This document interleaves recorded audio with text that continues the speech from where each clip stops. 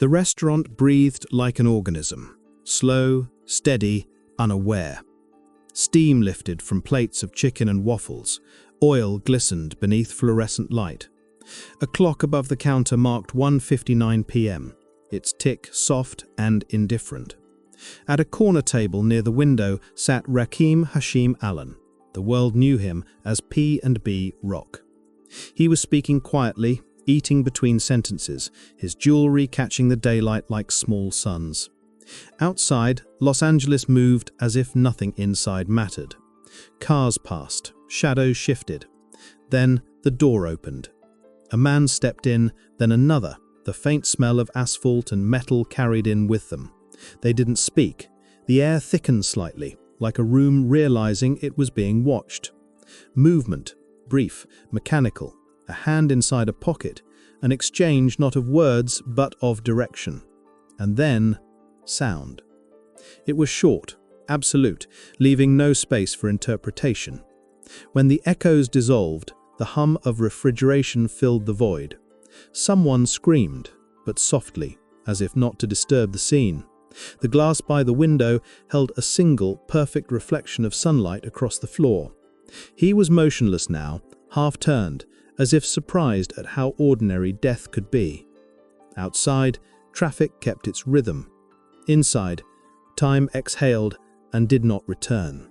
The layout of the restaurant was ordinary. 2 rows of booths, red vinyl, a counter that smelled faintly of sugar and bleach. Grease shimmered on the tiles where footsteps had carried in dust from the parking lot. Outside, the afternoon sun fell directly through the window where he sat. That table was always popular, open view, easy light, close enough to the door to feel safe.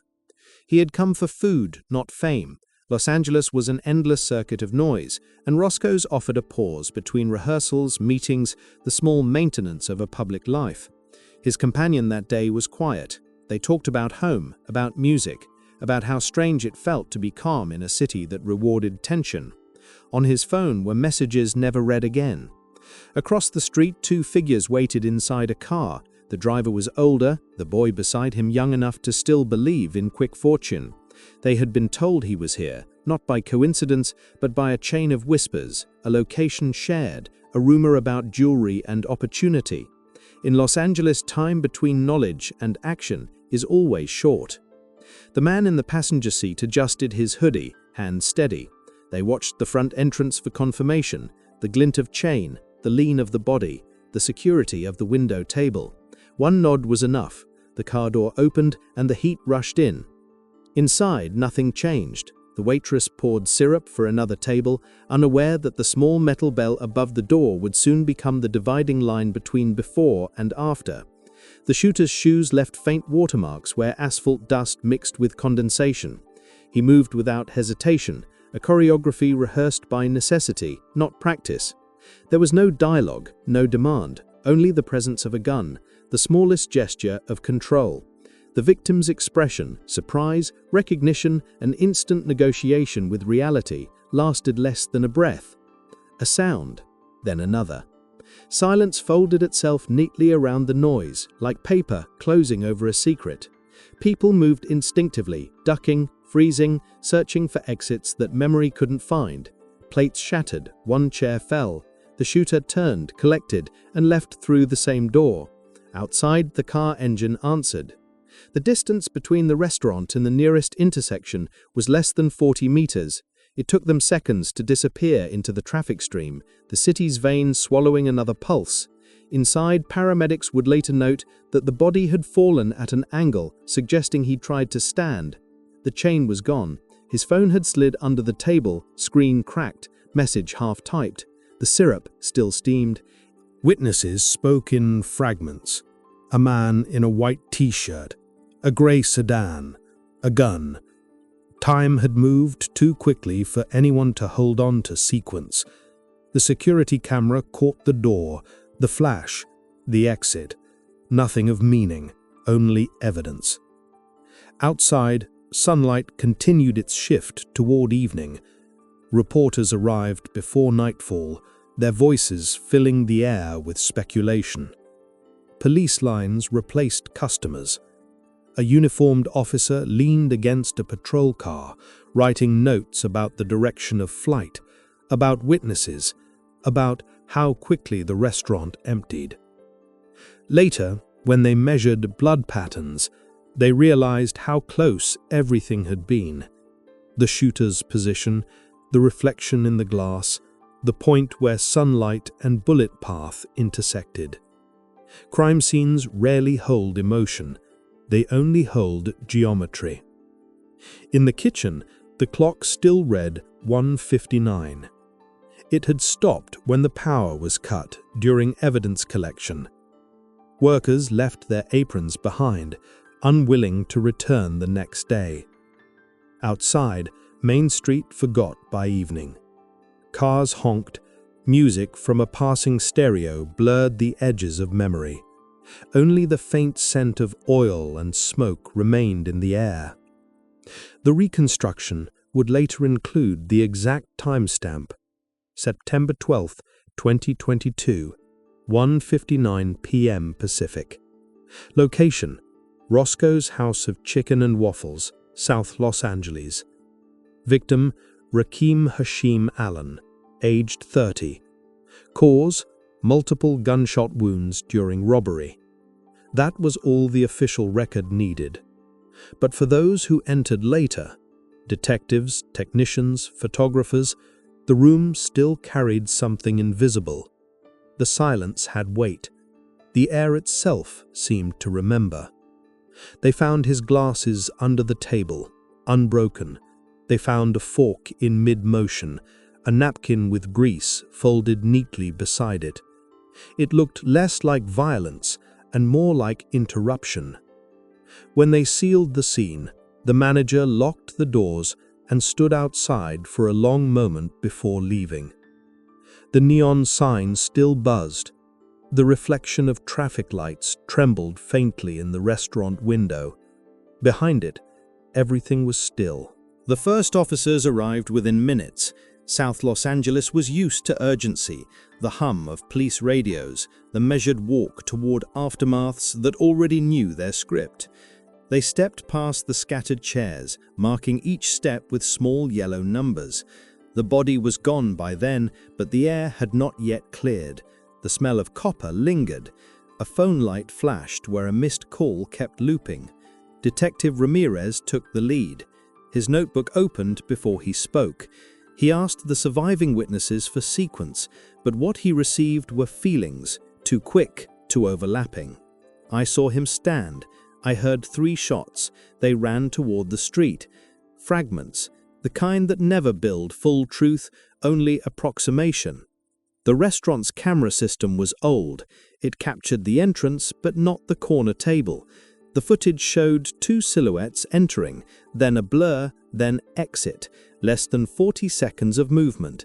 The timestamps confirmed the moment, 1:59 p.m.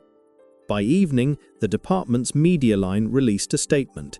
Male victim, 30 years old, fatally shot during armed robbery. Suspects fled scene in vehicle, unknown direction. They didn't need to say his name. The city already knew. News alerts traveled faster than evidence. The images filled social feeds within minutes, headlines repeating the same words, like a mantra for disbelief. The first assumption was digital. Investigators wondered if the killers had tracked him through a post, an Instagram story showing the plate of food, the location tag, the daylight through the window. But later, that angle fell apart. Another thread surfaced, a man in contact with the suspects, passing on the information quietly, a handoff of knowledge, not coincidence. By the second day, the detectives had names. Freddie Lee Trone, 40, prior record, known in precinct archives. His son, 17, listed only as juvenile. The connection was thin, a surveillance match, a vehicle plate, a rumor shared in a call intercepted 2 hours later. But it was enough to start the pattern. Freddie's photograph sat on the evidence board, expression flat, eyes that gave nothing. They traced his car to Compton, abandoned near an alley, windows down, engine cold. Inside, they found crumbs, a water bottle, and a receipt time-stamped 1 hour after the shooting. The city's geography shrank to a handful of intersections. On the third day, a warrant. On the fourth, an arrest. Not Freddie yet, but the mother, Chantel Trone, charged as accessory. Her house was silent when they arrived. 2 televisions still running, a dog barking behind a door. The teenage suspect was already gone. The city kept watching, restless, impatient for closure. By the end of the week, the boy was in custody, detained quietly in a juvenile facility. Freddie was still missing. For days, the search spread into desert towns, motels, highway diners. They found him in Las Vegas, tired, unarmed, sitting alone. When asked if he knew why he was wanted, he nodded once and said nothing.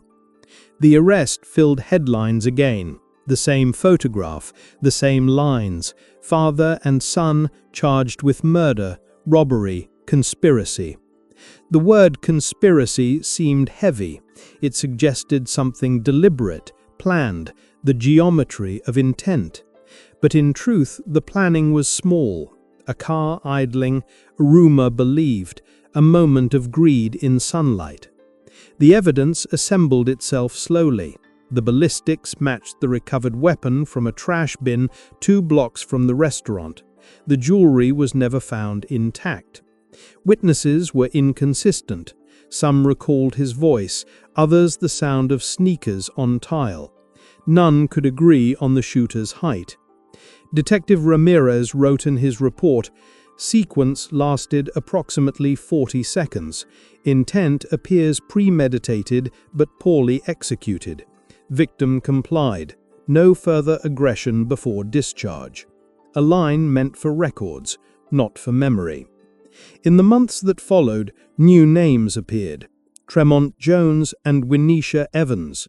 Their roles were supporting, peripheral, yet essential. One allegedly tipped the killers about the location, the other drove Freddie out of the city afterwards. Both denied involvement.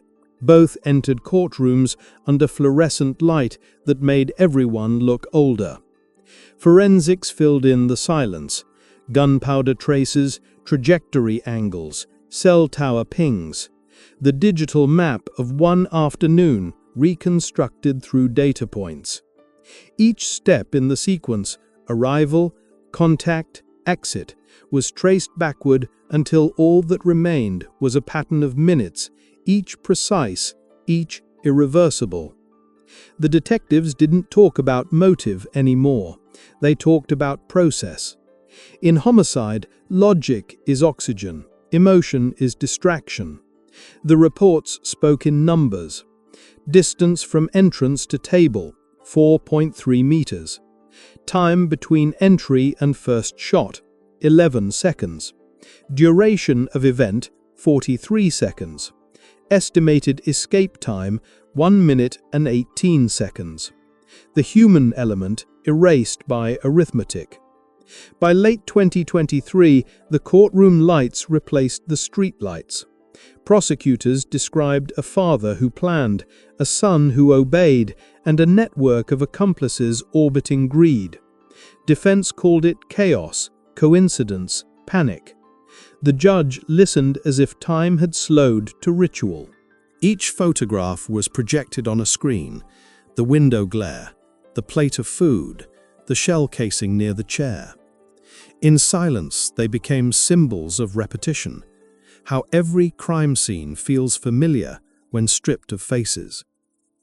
When the verdict arrived in August 2024, it was almost anticlimactic.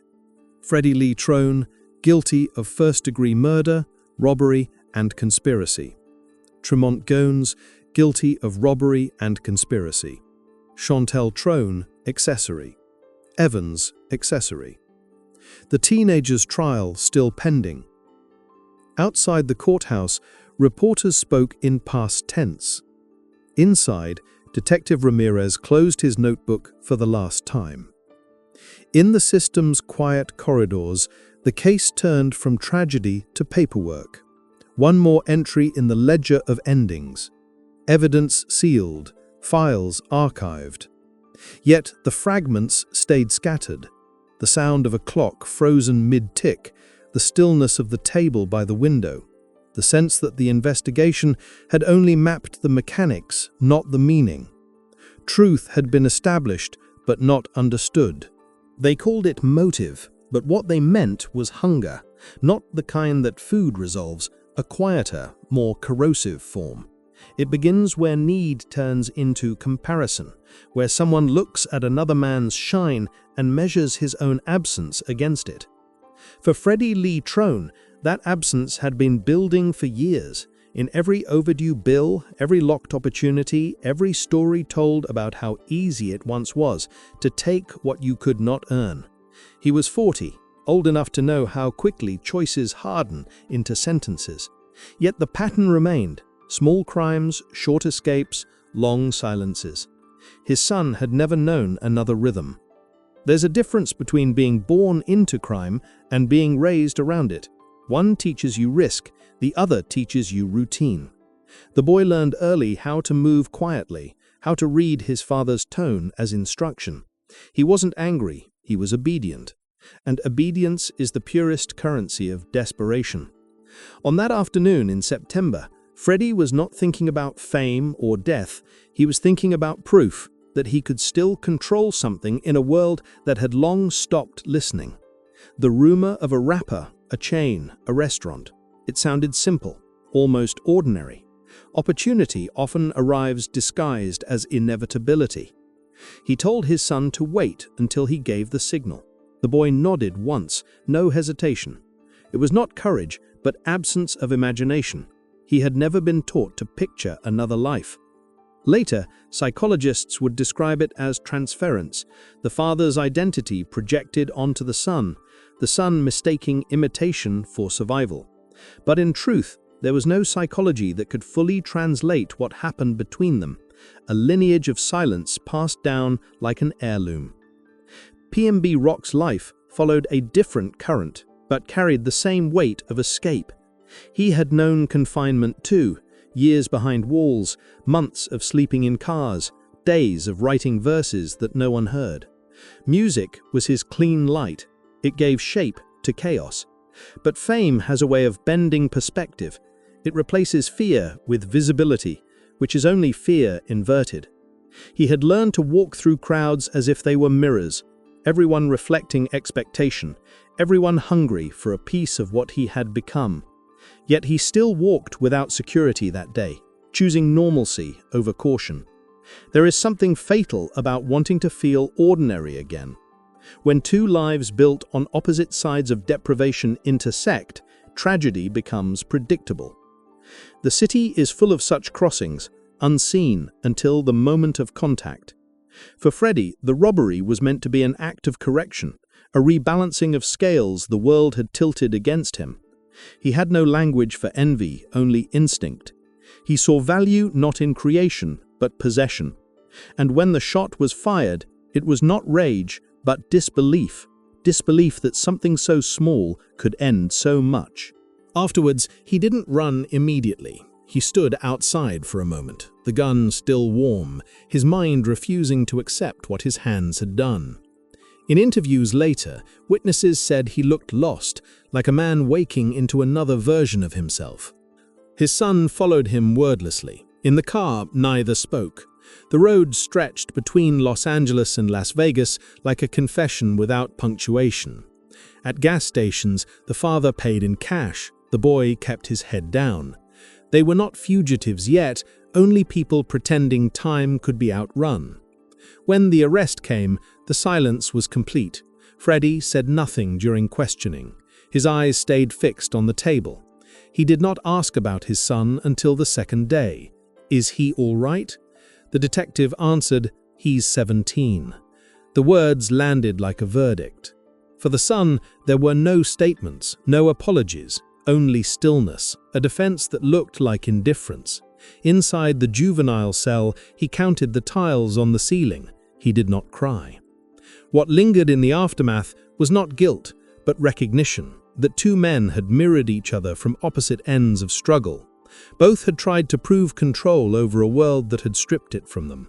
Both believed in that moment that the act might restore something lost. And both found, instead, that control is an illusion that collapses the instant it is claimed.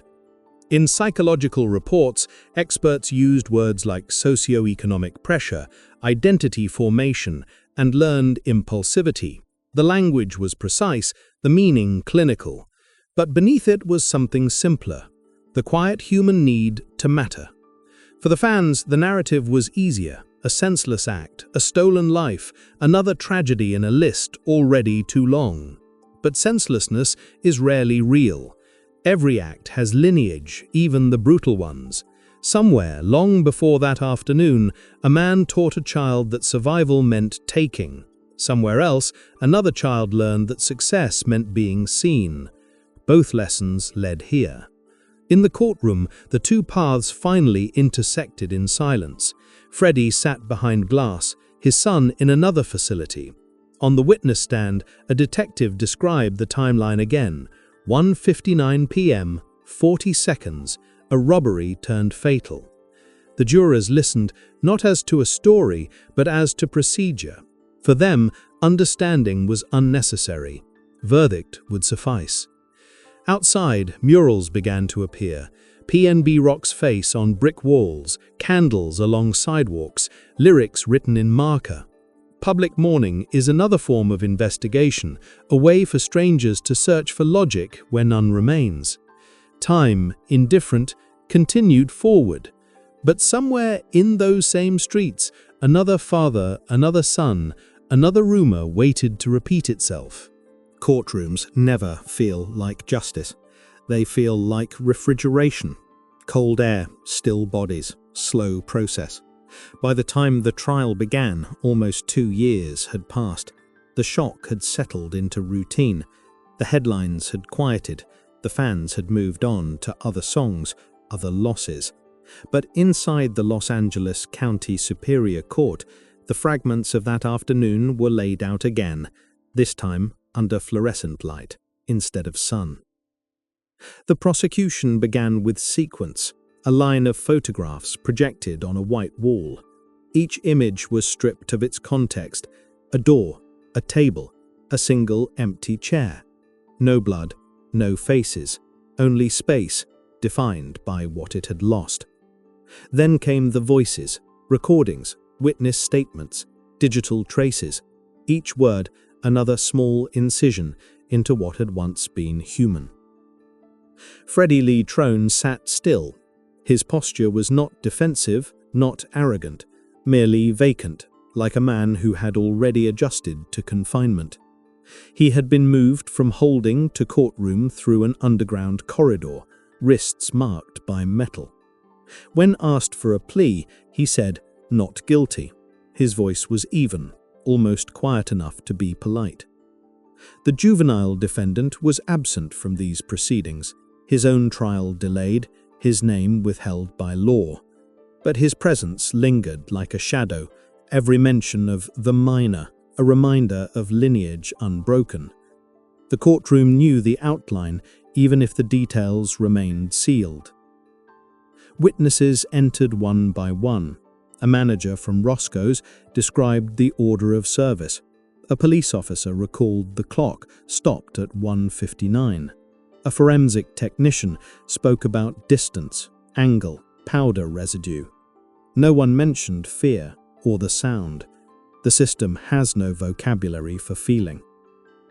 Outside, reporters gathered on the courthouse steps. Their microphones trembled in the wind, repeating phrases that lost meaning with each repetition. Rapper slain in robbery. Father and son charged. Verdict expected soon. Cameras blinked like mechanical eyes. Passers-by paused for a moment, nodded, and continued walking. Inside, the judge listened to both versions of the same story. One version said desperation, the other said intent. One saw accident, the other saw decision. Between them lay the unchangeable fact, a man who would not return. When the verdict arrived on August 7, 2024, the courtroom did not react. There were no gasps, no tears, only still air. Guilty on all counts. Freddie looked at no one. The words moved past him as if they were not their target, but their vessel. Beside him, a lawyer adjusted papers, already preparing for appeal.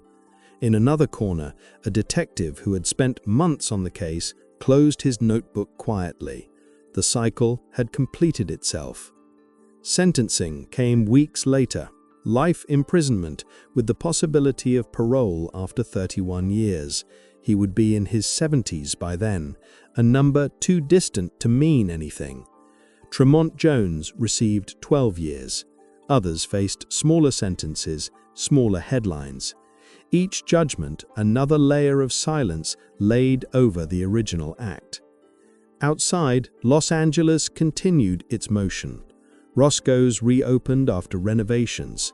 The table by the window was replaced, the clock was fixed. Customers came and went, unaware that the light falling through the glass had once illuminated the end of someone's story. In Philadelphia, the funeral had passed long before, held under soft recitations of prayer. His family followed the Muslim rite, quiet burial, no spectacle. The city mourned him briefly, then folded him into its long memory of voices gone too soon. Murals appeared, his smile painted on walls near Germantown, candles at corners, verses written on cardboard. For a week, the wax pooled and hardened. Then the weather changed, and the colors began to fade. The industry responded as it always does, with posts, tributes, playlists. Every artist who had once shared a verse with him sent words that sounded both personal and public.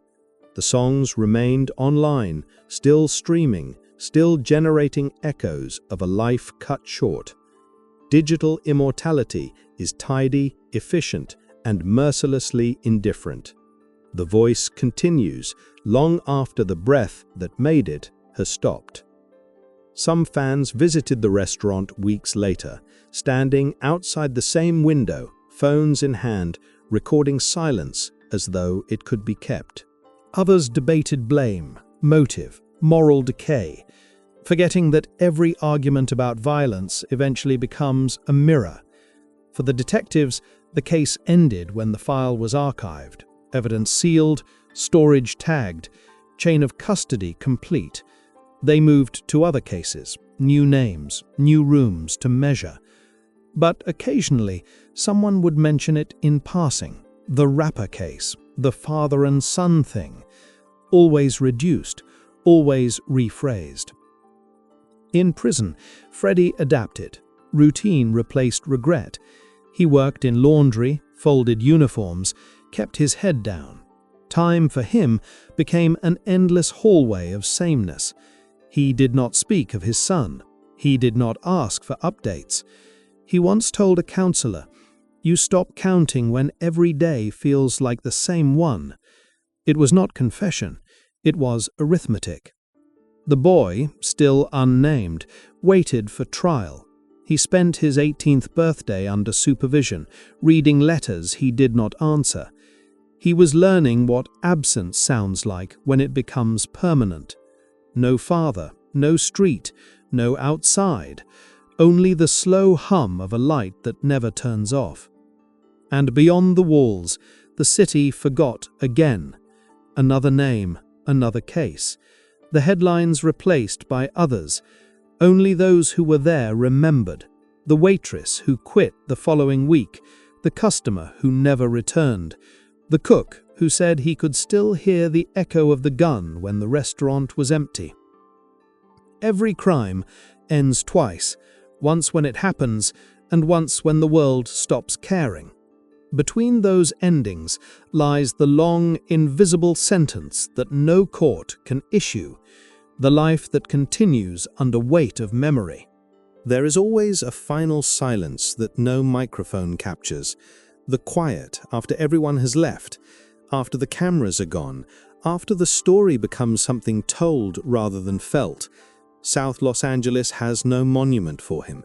It has traffic, it has repetition, it has the faint trace of music leaking from car windows. Somewhere, a song of his still plays, not because people remember, but because algorithms do. Time edits memory the way police reports edit emotion, carefully, systematically, without apology. Months pass, the restaurant continues serving. The same sunlight crosses the same table every afternoon, touching surfaces that have forgotten their meaning. People sit, order, talk, unaware they are occupying the coordinates of an absence. In Philadelphia, Germantown still smells of rain and concrete. The street corner that gave him his name remains unchanged, Pistorius and Bainton. A piece of wall still carries faint spray paint, PnB forever. It's fading under dust. Children pass it on their way to school, barely reading the letters. They know the name from streaming platforms, not from place. Legacy now lives in playlists, not geography. His mother once said that fame made him more careful, not less. But that caution in the end was logistical, not existential. He learned to navigate industry, not danger. Danger does not announce itself with rhythm. It enters quietly, disguised as routine. The justice system calls what happened resolution. The sentence is measured in years, as though time alone can balance consequence. But time does not restore. It only spreads the event thinner until it feels manageable. Somewhere, a father counts days behind a locked door. Somewhere else, a son waits for trial, learning that reflection has no echo inside concrete walls. They will never see sunlight through the same window again, yet the same thought will visit them both, that it was supposed to be simple. The city no longer speaks his name at volume. Tragedy becomes fatigue when repeated too often. The next artist, the next neighborhood, the next breaking story. The pattern continues with industrial precision. Each loss follows the same choreography: shock, outrage, remembrance, silence. In that silence, there is a different kind of truth. It is not moral, not redemptive. It is the recognition that every violent act leaves behind an economy of emptiness, families rearranging themselves around absence, friends avoiding anniversaries, fans writing messages into the void. Some nights, the detectives who worked the case remember fragments: the smell of syrup, the glint of jewelry, the frozen clock. They do not think of guilt or innocence anymore, only of how quickly everything stops. It is the same in every city. The moment of impact is brief, but the stillness after it lasts far longer. In prison, Freddie sometimes hums to himself. He has forgotten the tune's origin, maybe from the radio, maybe from his own past. It sounds like regret, but isn't. It's maintenance. A small act of existing in rhythm when the world no longer offers rhythm willingly. The boy keeps his silence. He has learned to survive by invisibility. Each day is counted, not lived. He knows the world outside moves without him. He knows his name will never mean anything beyond a footnote. In quiet hours, he imagines the restaurant, the table, the sunlight, as if replaying the moment might eventually reverse it. But time, indifferent, only moves forward.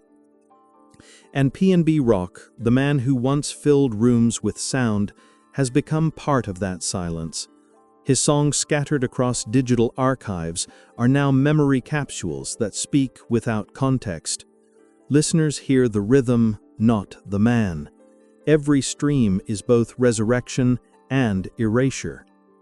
The culture he came from keeps birthing new names, new promises, new tragedies.